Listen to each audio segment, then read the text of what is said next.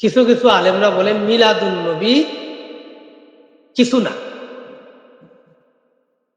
মানে যা আছে সিরাতুন নবী, মিলাদুন নবী নামে কিছু নাই, মিলাদুন নবী বুয়া, এই ধরনের কথা তারা বলে। অথচ মিলাদুন নবী অর্থ কি,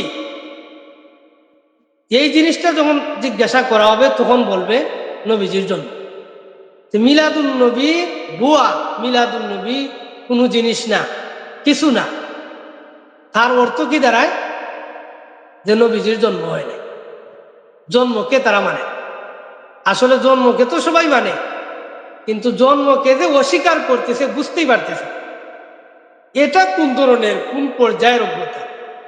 আল্লাহ পাক রব্বুল আলামিন বার্তা, যেমন মিলাদ শব্দটা জীবনে শুনে নেই, মিলাদ শব্দ মনে হয় কোনো কিতাবের মধ্যে দেখে নাই, আমাদের সমাজের মিলাদপন্থীদের কাছ থেকেই নাকি তারা প্রথম শুনেছে, বাপ এইরকম।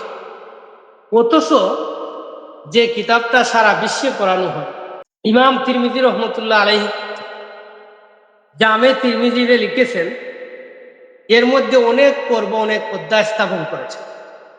সর্বশেষ যে পর্ব, সেই পর্বের একটা অধ্যায় তিনি স্থাপন করেছেন।